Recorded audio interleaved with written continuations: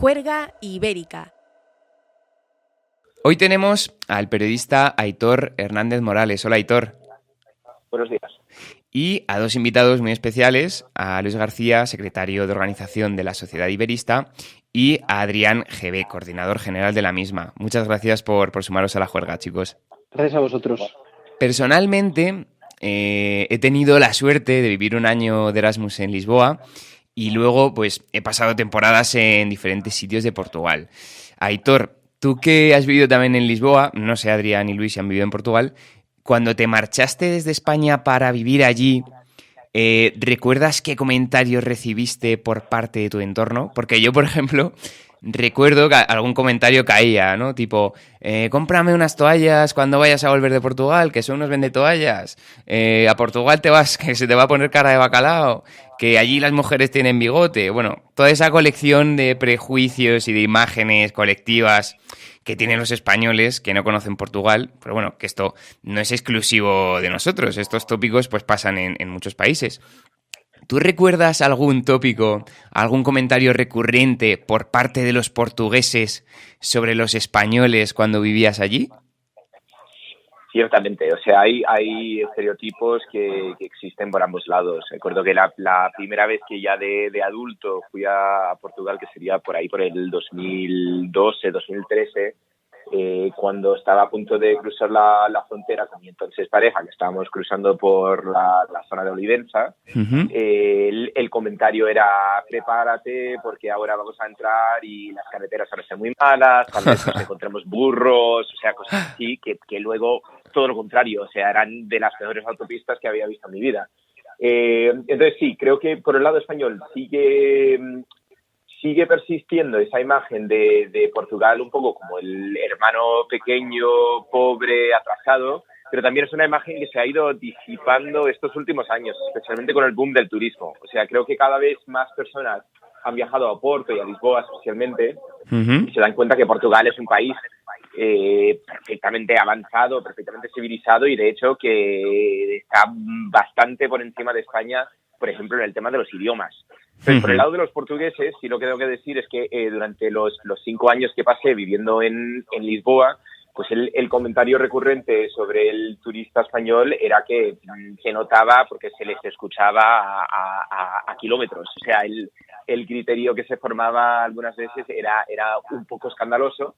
Sí, es verdad que los españoles tienen esa calidad fantástica, expresiva y animada, que bueno, que se notaba mucho en Semana Santa, que eso casi parecía Andalucía. O sea, se notaba perfectamente cuando venían la gente que estaba de fiesta, especialmente en Andalucía.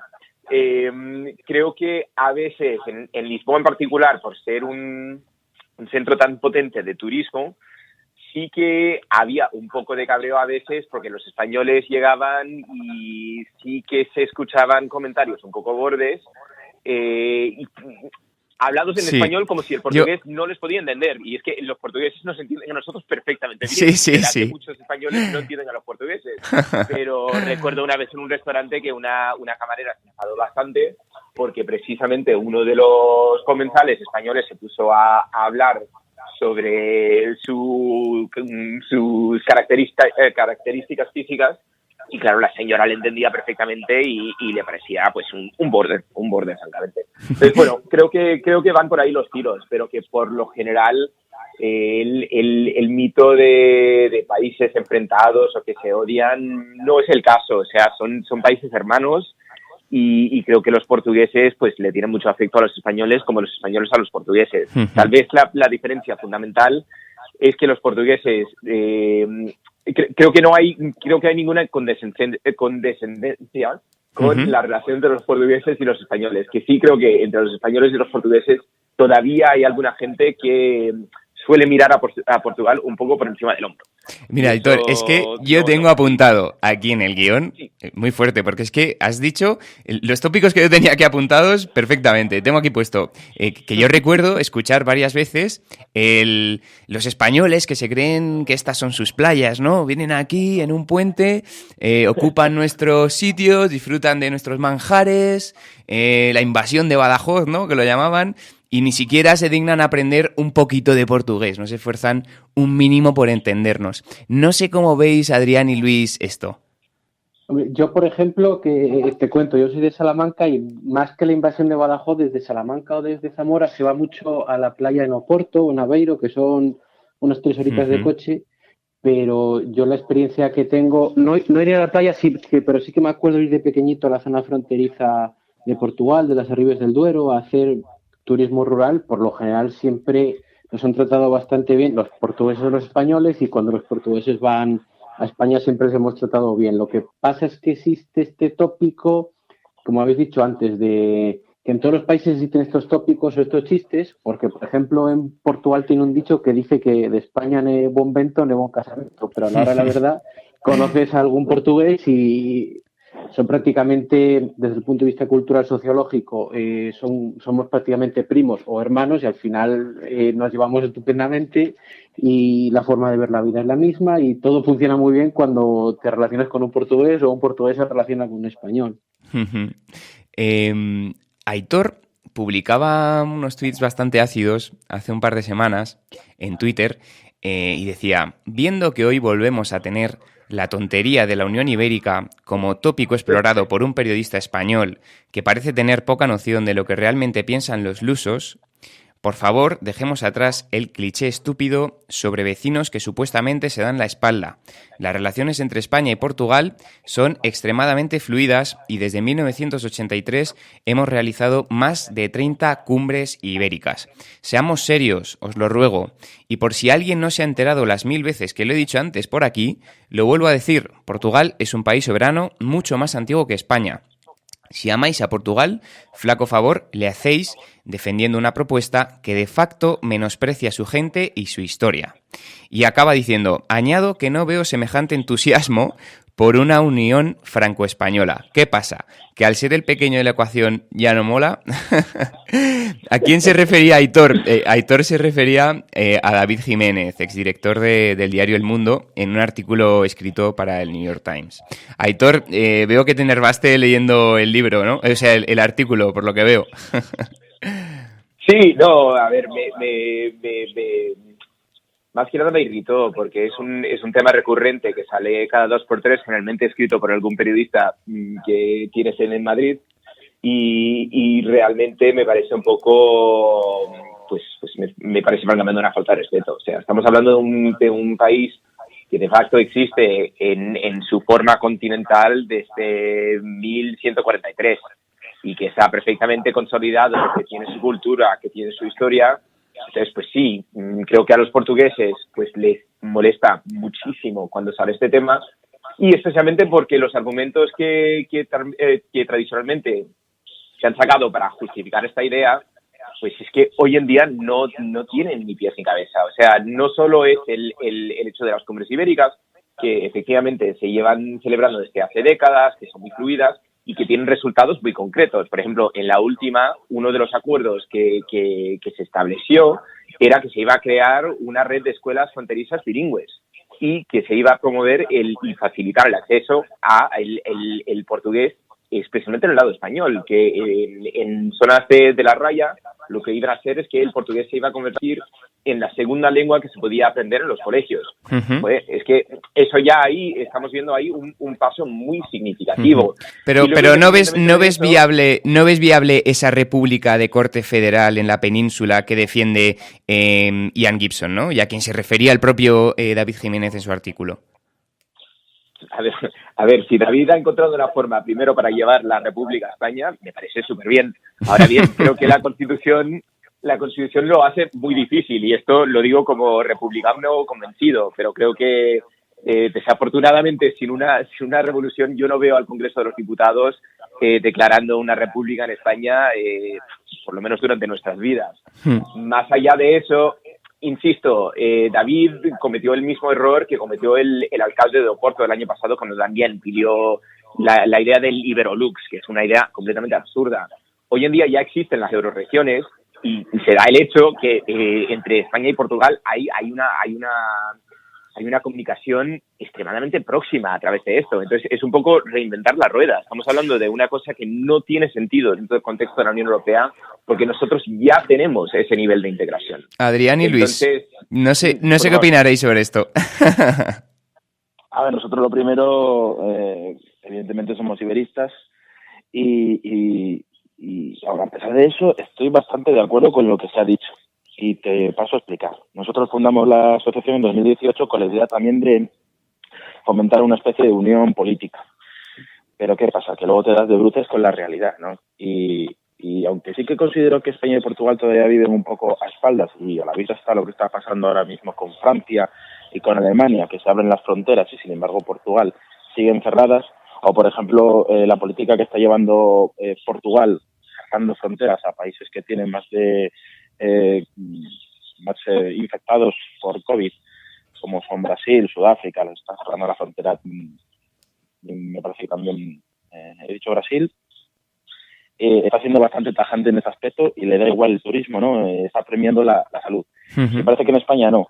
Pero bueno, lo que estamos viendo sobre todo es que España siempre ve con cierto o mejor grado los países del norte de Europa que a Portugal, ¿no? Siempre tiene una visión desde arriba. Y luego, por ejemplo, estamos con el tema de las cumbres. Las cumbres ibéricas me parece el mayor teatro que hay. Bueno, si nos vamos a la Gran Vía, nos vamos de teatro, nos ponen de espectáculo una cumbre hispano-portuguesa, yo creo que estaría súper bien ir a verlo. ¿Por qué?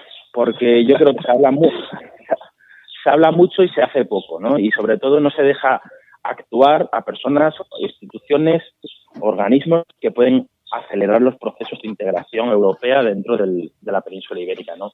Que yo creo que son bastante lentos. Estamos hablando que desde que España y Portugal se adherieron a la Unión Europea, pues se ha hecho bastante poco, ¿no? En comparación, por ejemplo, con Alemania y Francia, ¿no? Que en 2019 renovaron el Tratado de Amistad, ¿no? El Tratado de Aquisgrán en 2019. Porque, Adrián, perdona que te interrumpa, ¿eh? Sí, ¿Qué es exactamente lo que propone la sociedad iberista? O sea, propone un Estado único, una unión de naciones ibéricas, dos administraciones paralelas que tengan capacidad de influencia la una sobre la otra, poderes ejecutivos conjuntos, una federación de estados, bajando un poco algo concreto sin que sea utópico o como tú dices, que te chocas de bruce contra la realidad. ¿Qué es exactamente lo que propone la sociedad iberista? A ver, a la vista de lo que hemos ido estudiando y hemos ido desarrollando, al final lo que queremos es que la península ibérica sea un laboratorio de integración que sirva posteriormente para aplicarlo en la Unión Europea. ¿Por qué? Porque al final lo que pasa es lo de cuando uno dice, no, soy iberista. Muy pocas personas se definen como iberista porque ¿qué es lo que piensan, no? Que España quiere la anexión, no ya la unión, la anexión de Portugal a España. Y pasa con muchos partidos políticos, ¿no? Que es lo que quieren, ¿no? Que Portugal, ignorando evidentemente, por eso decía que estaba de acuerdo, la historia que tiene Portugal como una de las naciones más antiguas del mundo, pues que se diría como una mera comunidad autónoma, ¿no? Y luego, ¿nosotros qué proponemos políticamente? Pues nada, realmente nosotros, aunque sí que tenemos ciertos anhelos, ¿no? Como llegar a tener una federación ibérica algún día, a día de hoy es prácticamente imposible, ¿no? Tanto a la hora de alcanzar una república, como se ha dicho, o de incluso implantar una monarquía en Portugal. Hay mucho trabajo por delante que hacer de momento. Espero que esa última opción ni se esté planteando, ¿no? Ahora, nosotros al final somos una asociación democrática, ¿no? Y aunque muchos de los de aquí podemos considerarnos republicanos, al final si un ciudadano mayoritariamente elige, un conjunto de ciudadanos mayoritariamente elige una monarquía, oye, ¿por qué no va a ser una monarquía? Al final es lo que pasa que, bueno, ya sabemos cómo acabaron los últimos reyes portugueses, ¿no? Aitor, que te escucho por ahí. Que en ese aspecto los portugueses, de nuevo, nos han superado completamente. O sea, se acabó la tontería hace 100 años y están muy contentos y les va muy bien la historia. Pues te voy a decir una cosa. Día, dime. Estando yo viviendo en Lisboa, no sé si tú percibiste esto también, pero yo hubo una visita, no recuerdo por qué, hubo una visita de los Reyes cuando yo vivía ahí y la expectación que genera no solo a nivel mediático entre los portugueses, o por lo menos en el entorno en el que yo vivía, como, no sé, lo percibían como algo muy exótico, ¿no? Como algo, el tema de la monarquía, algo como muy, no sé cómo decirte. Algo completamente anacrónico. Es que es eso. O sea, yo pasé mi juventud en Estados Unidos. En Estados Unidos hay una obsesión absoluta con la familia real británica, pero nadie les quiere en casa. O sea, todo el mundo se compra el equivalente a Lola para leer sobre ellos y efectivamente los portugueses están fascinados con todo el culebrón del rey Juan Carlos, pero al final nadie quiere ni al rey Juan Carlos, ni a Felipe, ni a los Borbones en Portugal. O sea, estaban bastante contentos ya con librarse de los Braganza y bueno, tienen al sucesor que salen en programas ahí de la tele rosa, pero que no... Nadie piensa que ese señor debe estar ni mandando ni presidiendo el país. Pero volviendo un poco a lo que estabais comentando antes, a ver, si el espíritu iberista me parece súper válido y correcto y admirable. La única cuestión es que en términos de integración práctica, yo francamente no entiendo qué falta por hacer, porque mira, se citaba antes el tratado de amistad entre Francia y Alemania. Es que España y Portugal renovaron ese tratado en 1977. O sea, lo hicieron después de la Revolución, cuando ambos países ya eran repúblicas, cuando ya ambos países eran democráticos, y se firmó ese tratado que reemplazaba el tratado de no agresión que se había firmado entre Franco y Salazar. Entonces, ese acuerdo de amistad ya existe. Igualmente, vamos a ver, o sea, lo que tenemos en el norte de Europa, la libre circulación, etcétera, todo esto lo tenemos a través de la Unión Europea. Entonces, vuelvo a preguntar, porque me quedo con esa duda, o sea, ¿cuál sería la aspiración aquí? Porque creo que los portugueses, especialmente cuando escuchan esto, pues efectivamente, la imagen que les viene es, jope, integrados como una comunidad autónoma en un país ficticio que se llama Iberia. Pues o sea, el comentario recurrente que siempre me dicen los políticos portugueses cuando salen este tema es: España ya tiene tantos problemas con Cataluña y el País Vasco, parece increíble que estén aspirando a también tener a Portugal integrada en ese pastel. O sea, no, es que no hay el menor interés. Y los portugueses, francamente, es que les funciona muy bien el sistema y llegaría incluso a decir que España tiene que avanzar muchísimo antes de incluso pensar en esto, porque en términos de cultura política, España está muy atrasada. O sea, el fangoneo que hemos visto en España con el tema del COVID no se ha visto en Portugal. Hay una tradición, hay una cultura política y una cultura diplomática que no existe en España. Luis, algo querías añadir, ¿no? Vamos, lo que ha dicho, estoy de acuerdo con decir en parte, porque sí que es verdad que ya hay una integración, lo que habéis comentado, dentro de la Unión Europea. Los tratados de amistad se han renovado en 77, como me has dicho, igual que en su momento lo renovaron Francia y Alemania, pero lo que proponemos o queremos o lo que buscamos es una cooperación mayor desde el punto de vista, sea comercial, cultural, político, con Portugal, pero no incluye o no buscamos una integración de un país ficticio, como has dicho, y que sea una región más con la de problemas que, como dices, tiene España. Lo que se busca es que España y Portugal, por lo menos a día de hoy, dentro de la Unión Europea, sean socios fuertes y fiables y podamos acceder a un concepto que te puede explicar ahora después Adrián mucho mejor que yo, que es la cooperación reforzada, que eso es un tratado que contempla la Unión Europea, que si existe esta cooperación reforzada entre un número concreto de países, se pueden proponer reformas en la Unión Europea o reformas de los tratados o incluso, vamos a decirlo de alguna forma así, desequilibrar este eje franco-alemán que es el que manda o dirige la Unión Europea para que o bien ese eje se desplace hacia nuestra península o bien sea más equilibrado de alguna otra manera, que eso es lo que buscamos. No, sí, eso me parece perfectamente bien. La única cosa que me gustaría señalar ahí es que lo que estáis escribiendo no es un desafío estatal, es un desafío político. Y España y Portugal han ido juntos de la mano muchas veces ante la Unión Europea, especialmente cuando tienen gobiernos del mismo color. Pero muchas veces cuando tienen gobiernos de colores distintos, ya ahí se pierde el peso. Entonces, en ese sentido, apoyo eso completamente. La única cuestión es, eso no es ni una Unión Ibérica ni nada, simplemente es dos países de la misma zona pues actuando en conjunto, que efectivamente lo deberían estar haciendo con mayor frecuencia. Sí, pero como acabas de decir, no pasa. Tiene que darse los ingredientes de que un partido sea el mismo el que gobierna tanto en Portugal como en España, y por qué no en asuntos o internacionales o europeos o de interés general para toda España y toda Portugal, ¿por qué no iban a poder ponerse de acuerdo un partido conservador que pudiera gobernar en España o uno de izquierdas en Portugal, o al revés, me da igual? ¿Por qué no podrían decir, oye, mira, necesitamos bien sea financiación, bien recursos, bien sea lo que sea? ¿Por qué no vamos los dos a uno, aunque seamos de signo político diferente, a Bruselas a exponer nuestro proyecto y nuestras demandas? Sí, a ver, se comentaba el tema lo que se habló del Benelux, ¿no? Que es verdad que bueno, pues ya en principio no tiene sentido, ¿no? Porque ya estamos dentro de la Unión Europea, ¿no? Pero sin embargo, dentro de una renovación del Tratado de Amistad del 77 se podría incluir cosas que sí que tiene el Benelux, que no tienen las relaciones bilaterales con España, ¿no? Como por ejemplo es un registro peninsular o ibérico de asociaciones o de patentes y marcas, ¿no? Que no tenemos, que sirve para proteger. Y esto especialmente le interesa a los portugueses, porque el aceite portugués no está tan valorado como sería el aceite español, ¿no? Por ejemplo, ¿no? Más ejemplos. Otro de los ejemplos sería crear el tema de la gestión de los ríos, ¿no? En la tema de la gestión, una gestión conjunta, ¿no? Pero existe las confederaciones, ¿no? Por ejemplo, la Confederación Hidrográfica del Tajo.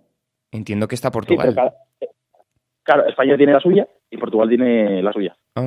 ¿Sabes? No es conjunta. Entonces, ¿qué pasa? Que España se compromete a echar X litros, hectómetros cúbicos de agua a Portugal, pero no lo hace sosegadamente, o sea, lo hace de repente muchas veces, ¿no? Y es lo que pasa. Así que ese es el problema. Un momentito que tengo por aquí al crío, está haciendo ruido. Pero os digo que, por ejemplo, no existe una gestión conjunta, ¿no? de las aguas. No existen reservas naturales transfronterizas, quitando dos, que me parece que son las Arribes del Duero y Jerez-Surés en Galicia, pero por ejemplo nos está pasando en Extremadura, que yo siempre pongo este ejemplo, ¿no? Que se está introduciendo el lince ibérico en la zona de Marbao y sin embargo en España necesita una protección similar. Y al final, ¿qué es lo que está pasando? Que se están atropellando linces ibéricos, porque no existe una protección conjunta o ibérica del tema. Entonces son cositas que se pueden ir introduciendo en las cumbres hispano-portuguesas y en una renovación del Tratado de Amistad. Incluso ir más allá. Estamos hablando de la educación, y no me enrollo mucho más, de la educación en portugués, ¿no? ¿Por qué tenemos que solo restringirnos a la zona de la raya? Pues que el portugués sea también una tercera lengua en toda la península ibérica, ¿no? Que además es una lengua hablada por 230 millones de personas. Yo creo que es razón suficiente para incluirla en toda la península ibérica. Ahí, mira, tengo varios comentarios con eso. Con el tema de los ríos, ciertamente es un problema recurrente y gravísimo. Yo he estado en Lisboa en épocas en las que directamente no ha entrado agua desde España, básicamente han cortado el Tajo y ahí se han producido unas situaciones realmente dramáticas. Mi única preocupación ahí es, dado toda la locura que se ha vivido en España precisamente con el tema de los trasvases de ríos, incluso dentro de España como país, no tengo total confianza de que eso sea un problema solucionable a través de los tratados. Parece ser que en Madrid se hace lo que se quiera y por ahí van los tiros.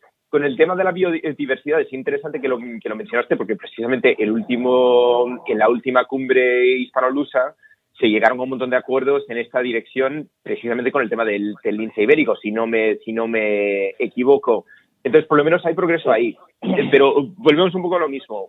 Todo esto me parece genial, o sea, todo me parece bien que vayamos en la dirección de mayor cooperación, pero insisto, hay una separación muy grande entre esa cooperación entre Estados y lo que entendemos como una unión ibérica, que implicaría una fusión mayor. Y finalmente, solo para reparar en el tema del idioma, yo estoy completamente de acuerdo contigo. Y a mí me parecería que sería la cosa obvia que en España, los estudiantes no solo estuviesen aprendiendo castellano o inglés, pero naturalmente francés y portugués, que son los idiomas de nuestros vecinos. Ahora bien, tengo que decir que con el lado portugués, Portugal no lo ha hecho bien en ese sentido. Yo cuando vivía en Madrid intenté aprender portugués un montón de veces, era casi imposible, el centro Camões estaba localizado fuera de la ciudad y al final terminé por apuntarme a cursos de portugués en la Casa do Brasil porque era infinitamente más barato y infinitamente más accesible. Entonces ahí sí que es una parte de la estrategia pública de Portugal que bien podrían copiar el modelo de España con Instituto Cervantes, Cervantes, ¿no? Exacto, que es que de verdad se encuentran en todas partes y son bastante accesibles. Y sería una cosa que Portugal podría avanzar un poco ahí. Es verdad que sí que es un idioma que requiere un esfuerzo para un español. Nosotros no tenemos los sonidos que tienen los portugueses. Ellos tienen una diversidad lingüística bellísima en su idioma. Pero creo que también Portugal podría convertirlo en una cosa mucho más atractiva y tal vez subvencionada para fomentarlo en toda España y especialmente, claro, en las zonas fronterizas tendría que ser clave, o sea, tendría que ser obligatorio en Extremadura aprender portugués. De hecho Sí, adelante. Vale, perdón. No, de hecho, con nosotros las reuniones que hemos tenido con el embajador de Portugal, el nuevo, la política que quiere llevar a cabo es efectivamente la introducción del portugués. Y bueno, ya se ha firmado un memorándum con Andalucía, por ejemplo, Extremadura está en ello. Pero al final, ¿qué es lo que pasa? Que yo creo que en todos estos temas falta democratización. Es decir, tú me decías lo de los tratados, ¿no? Es difícil que el tema del agua se solucione en un tratado, evidentemente. Por eso es necesario que en un tratado quede figurado que podamos participar las personas, los ciudadanos, ¿no? Que son acuerdos muy cerrados. Nosotros, por ejemplo, no podemos ir a una cumbre, no podemos decir, oye, mira, puedes mirar esto. Oye, mira, vamos a hacer un seguimiento y a ver cómo acaba esto, ¿no? Porque al final se firma mucho y bueno, prometo y bueno, ya sabéis cómo acaba la frase, ¿sabes? Y entonces lo que yo quisiera, ¿no? Como iberista, ¿no?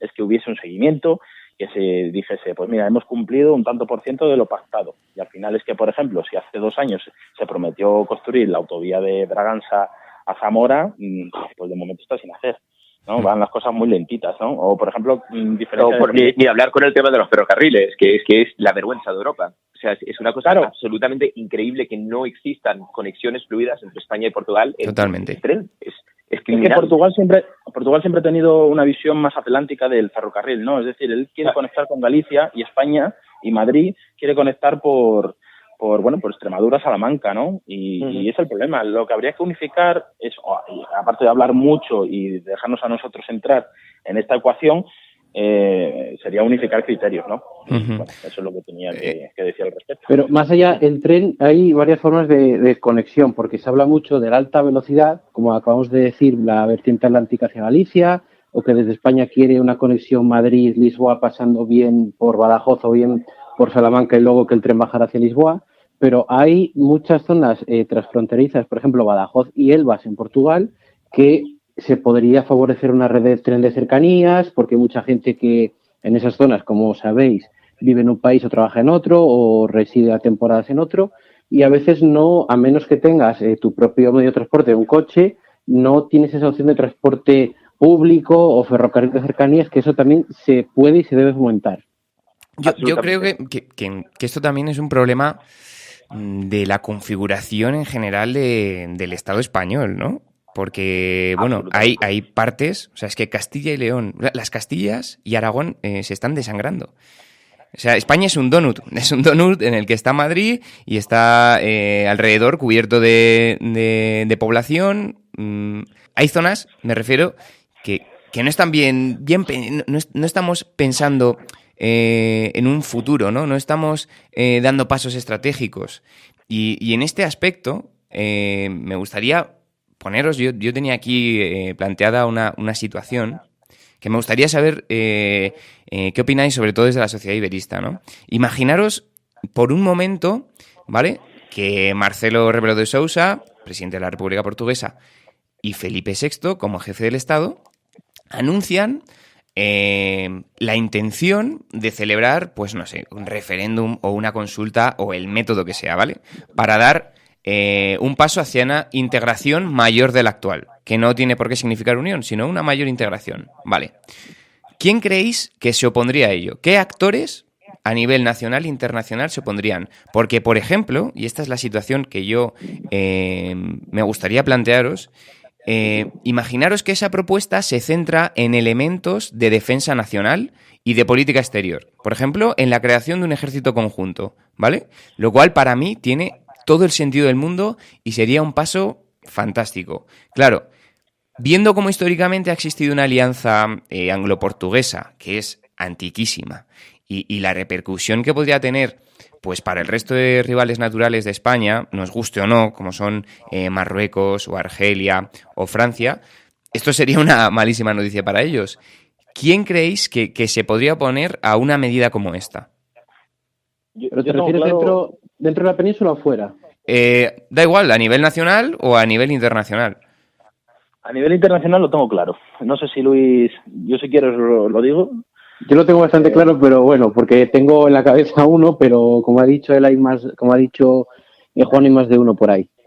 A nivel internacional, fuera ya del típico Inglaterra y todo el poder anglosajón, yo veo a la OTAN. La OTAN yo creo que tiene muchos intereses, especialmente militares, ¿no? Como se ha comentado. Y sí que creo que podría ser pues rival, vamos a decirlo, a convencer, ¿no? No a combatir. Yo no soy partidario de combatir nada. Sí, pero sí a convencer, decir, oye, mira, mejor pues para controlar la frontera con Marruecos, porque viene mucha inmigración ilegal, entonces nos interesa tener mayores acuerdos en este aspecto, quizá para aumentar la inversión en la OTAN, pues quizá de esa manera se podría convencer a organismos internacionales como la OTAN, ¿no? Y de paso, lo que decía al principio, ¿no? Que sirva de ejemplo a la Unión Europea si el día de mañana quiere crear un ejército europeo, ¿no? Es decir, mira, nosotros tenemos este ejemplo, nos ha funcionado bien, y mira, pues mira, lo podemos exportar.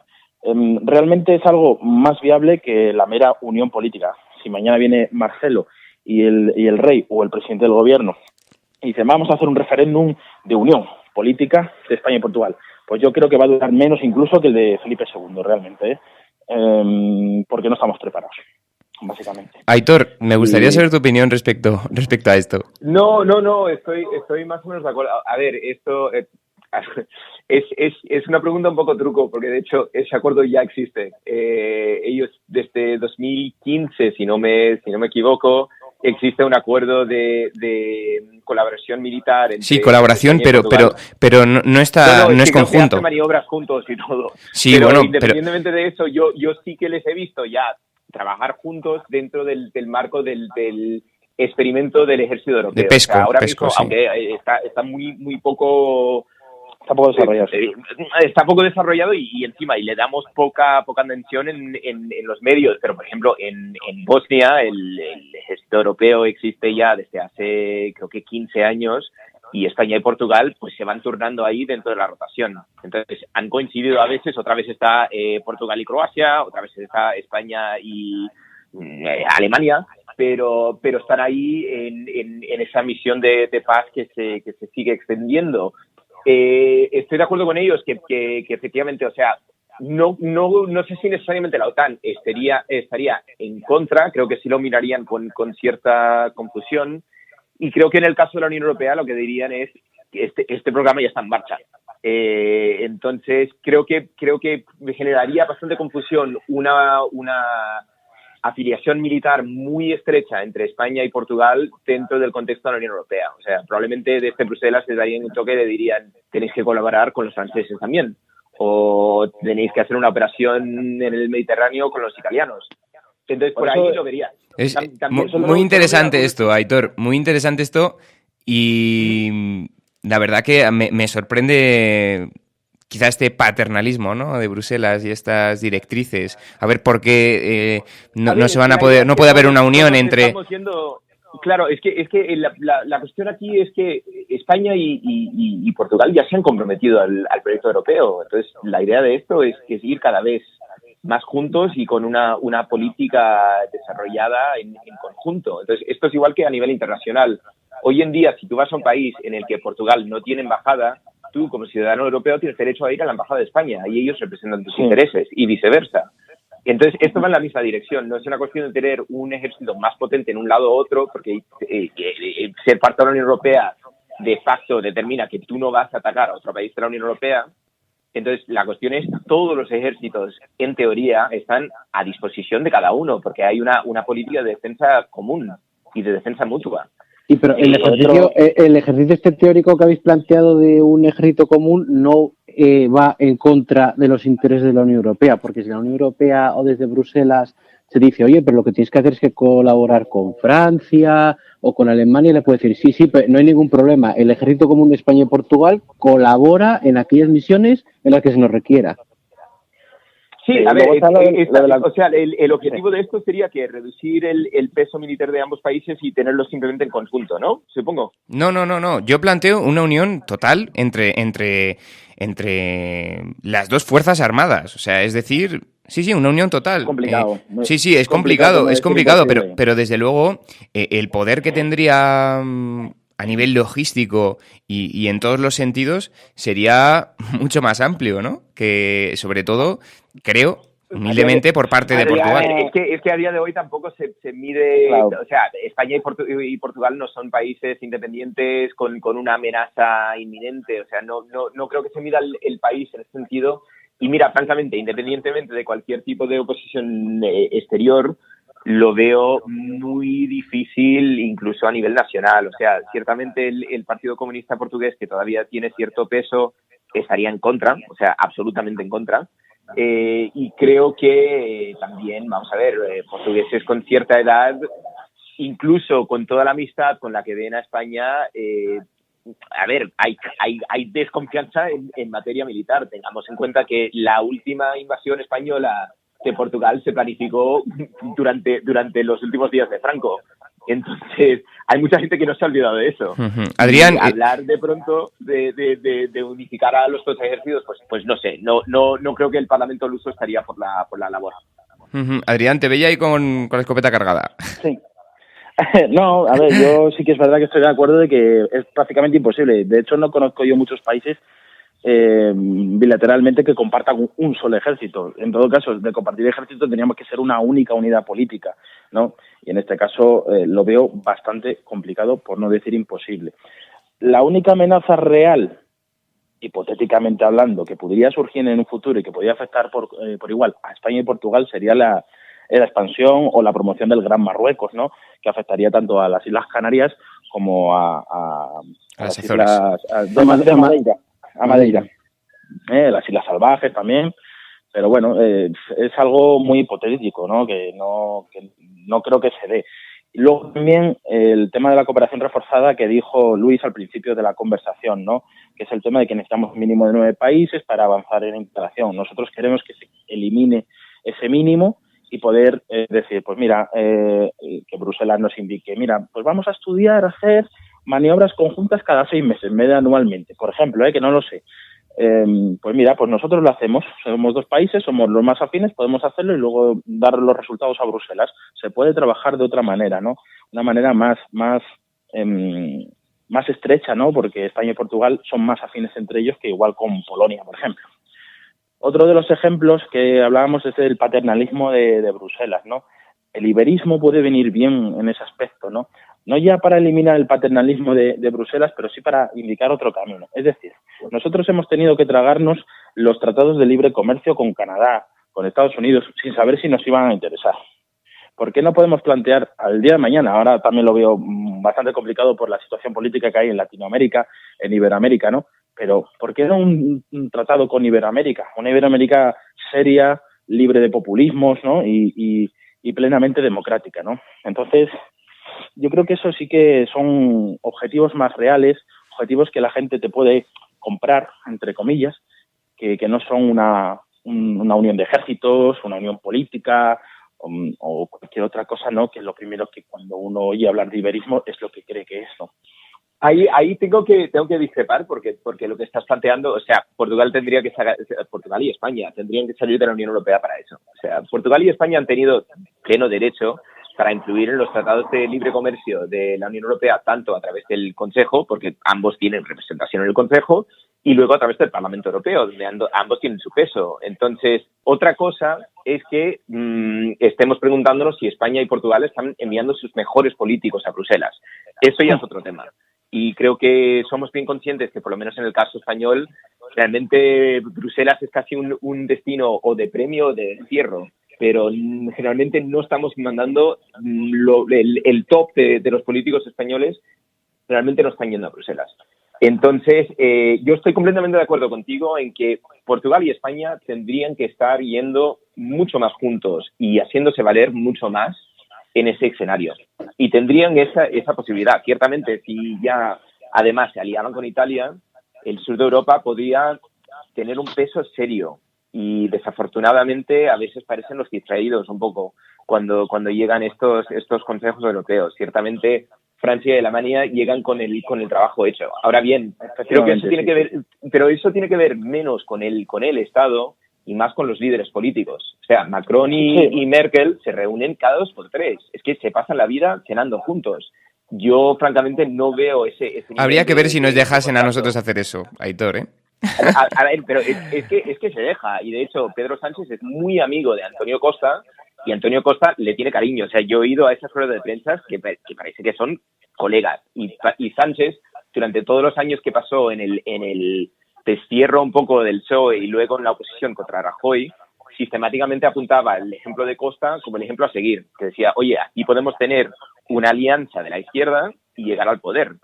Y de hecho ese fue un poco la hoja de ruta para sí, pero no sé, el currículum de Antonio Costa realmente es envidiable, ¿no? Ya como alcalde de Lisboa, como presidente de la Cámara de Lisboa fue excepcional, ¿no? Incluso se atrevió a cambiar el ayuntamiento a una de las zonas más deprimidas de Lisboa para recuperar esa zona. Y aquí tenemos todo lo contrario. Es que la calidad política yo creo que necesita de un control ciudadano urgente y es que es necesario, ¿no? Porque al final, ¿qué pasa? Que cuando se cambia el Ayuntamiento de Madrid, ¿dónde se va a poner? No se pone en Vallecas. No. Se pone ahí en el edificio de Correos de Madrid, en el pleno centro, el edificio más vistoso que se me pueda ocurrir de casi del centro de Madrid. Así que tenemos un problema. Y luego lo que se habla de la Unión Europea, ¿no? La Unión Europea hay personas muy válidas, porque yo conozco eurodiputados que son muy válidos, por supuesto, pero cuando se tiene que mandar a Arias Cañete, evidentemente no creo que Arias Cañete sea una de las personas más formadas, y perdón por personificar en una persona en concreto, ¿no? De las personas válidas que pueda haber en España para o por ejemplo, por citar... Tengo que solo incidir y decir que precisamente yo aquí en Bruselas cubro temas relacionados con clima y energía, y tengo que decir que pese a nuestro, creo que bochorno cuando se nombró a Arias Cañete, sí que acabó en Bruselas con bastante buena reputación. O sea, Cañete, no sé qué le pasó en Bruselas, muchos hablan del milagro de... No sé qué le pasó. De Bruselas, pero Cañete cuando salió de aquí, vaya, básicamente verde. O sea, un tío realmente comprometido con el tema de la acción climática y tal, que vaya, vete tú a saber, porque yo cuando él era ministro en España no lo recuerdo tan progresista. Pero, no, de hecho, cuando nos decía que nos teníamos que duchar con agua fría, porque así claro, el cambio climático Pero bueno, que no quiero tampoco centrarme en personas en este caso de derecha, sino que también tenemos personas de izquierdas como Valenciano, no sé si os acordáis, que fue la segunda de Rubalcaba, que yo no considero que sea una persona extremadamente formada en el ámbito internacional, como lo sería en el mismo partido Nacho Sánchez Amor, que es también un paniberista, vamos a decirlo de alguna manera, ¿no? Porque no le gusta el término iberista, pero es un paniberista convencido que se ha formado en la escuela de Extremadura, del PSOE de Extremadura, y es que son polos opuestos. Pero bueno, tienes que trabajar con todo el mundo también, no vamos a Eso es. O sea, de la misma manera que puedes tener a una figura como Manuel Marín, que creo que es una figura que todo el mundo puede respetar y que tuvo una carrera muy larga aquí en Bruselas, sí es verdad que hay alguna gente aquí que dices, mira, este señor claramente lo han puesto para llenar la lista y deshacerse de él y ya está. Entonces, no puede ser ese el plan. O sea, aquí de verdad una cosa muy envidiable de los países del norte es que están enviando el top. O sea, envían los mejores comisarios, envían unos grupos de eurodiputados que son unas bestias en estos comités del Parlamento, y al final pues efectivamente terminan dominando y decidiendo qué acuerdos se firman y cómo se redacta la legislación. España y Portugal tendrían que hacer eso. A mí, perdona... Sobre todo España, y yo termino ya con esta... Sobre todo España tiene un problema con los partidos políticos. Y es que los partidos políticos están premiando personas, al final, que son más fieles al partido que quizá a los intereses del país. Entonces es el problema que yo... Pero, Adrián, perdona, me gustaría añadir una cosa, y es que esto también está muy relacionado con la frustración que tenemos los españoles por la situación que tenemos, ¿no? Y creo que es importante también destacar que hay políticos, porque ahora mismo se está fomentando mucho la antipolítica, ¿no? Hay políticos que estén en el Partido Popular o estén en Podemos o estén en el partido que sean, son súper válidos y son personas súper comprometidas. Y esto existe, y es que, claro, al final lo que nos llega, pues bien sea a través de las redes sociales o a través de los memes o a través de los medios de comunicación, es otra situación. Pero políticos buenos los tenemos. Otra cosa es que lleguen a los puestos de poder y a los puestos relevantes, ¿no? Efectivamente, porque el trato que tienen con el partido político, pues al final el partido político ¿a quién premia? Pues premia a una persona que ha sido más fiel al partido, que se ha criado en su base y que le es más fiable al final, ¿no? Dice, a mí no me traiciona, ¿no? Sin embargo, pues en el otro caso, es que hay políticos buenos en todos los partidos políticos y lo mismo que os he dicho Nacho Sánchez Amor en el PP, pues lo mismo opinaría de Guindos, ¿no? Por ejemplo, que me parece un economista de primer nivel, aunque luego en tema de economía haya premiado más la microeconomía o la macroeconomía es lo que ha premiado en vez de interesarse por las personas y por lo social. Y por ejemplo, en Podemos, una persona en el ámbito internacional que podría haber sido muy buena es Bustinduy, ¿no? Bustinduy en Podemos creo que hubiese podido hacer muchísimo. Y además con un conocimiento muy importante de Portugal y de las relaciones que se podrían fomentar en ese aspecto. O sea, en todos los partidos. ¿Aitor? Sí, completamente de acuerdo. Y no es que sea un fenómeno exclusivo de España. O sea, tampoco es que Portugal sea la panacea. Lo que sí diría a favor de Portugal de nuevo es que durante los 5 años que yo pasé ahí cubriendo política y tal, sí es verdad que hay un sentido de Estado que se ha perdido en España completamente. O sea, los portugueses, cuando es una cuestión que realmente afecta a la nación o cuando es una cosa que simplemente está en sus intereses, desaparece el color del partido y la gente muy rápidamente se une para solucionar la cosa. O sea, Costa, creo que especialmente una vez que pase la pandemia van a haber muchas críticas sobre la gestión del COVID, pero durante todo este tiempo el jefe de la oposición, Ruiz Río, no se ha metido con eso, porque ha dicho, mira, la prioridad aquí es sacar este tema adelante, entonces nosotros vamos a apoyar al gobierno en todo lo que se pueda apoyar para salvar vidas.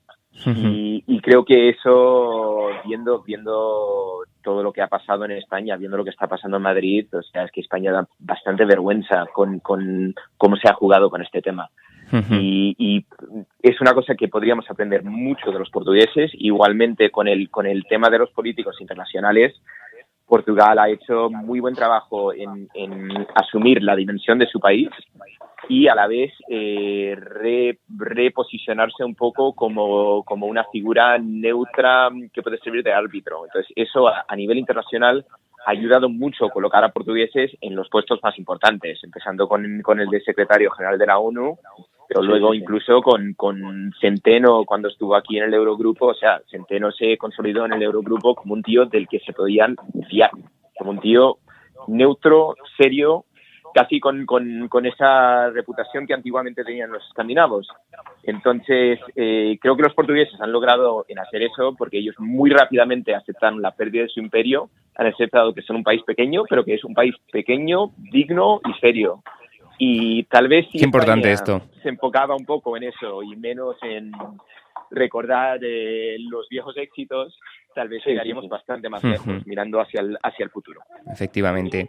Para terminar, os tengo que hacer esta pregunta, y más después del añito que llevamos. ¿Una noche en las fiestas de Alfama en Lisboa o, a ver, una noche así representativa, o una noche en Pamplona en los Sanfermines o en las Fallas? ¿Con qué os quedáis? Luis. ¿Una noche en Pamplona o en las fiestas de Alfama? Pues mira, voy a quedar muy mal como iberista porque como no he ido a las fiestas de Alfama voy a escogerlas solo para saber cómo son. Aitor, ¿tú qué has vivido en Lisboa? A ver, es que esa pregunta tiene trampa porque yo nací en Pamplona. ¿Ah, sí? Entonces, pues claro, me quedo con ganas de vivir los Sanfermines porque ya hace mucho que no voy. Dicho eso, vaya, para una noche con preferiblemente menos guiris borrachos por ahí, pues casi mejor en Alfama. Siempre y cuando Portugal consiga controlar el turismo, que se les está yendo un poco de las manos, creo que siempre es preferible una noche en Alfama con una buena gingiña y musiquita y tal, versus Pamplona, que yo la quiero con delirio, pero hay demasiada gente en las fiestas hoy en día. Adrián. Pues bueno, yo ya en Pamplona ya he estado, y por no ir solo a Valencia, pues igual también me voy a Alfama con ellos. Muy bien, entonces, en lugar de quedarnos con una juerga española o portuguesa, nos quedamos con una juerga ibérica, ¿no? Exacto. Bueno, chicos, pues nada, muchísimas gracias por sumaros. Una tertulia súper interesante, que al final hemos tocado temas completamente dispares y nada, ha sido un placer. Igualmente. Igualmente. Muchas gracias. Juerga Ibérica,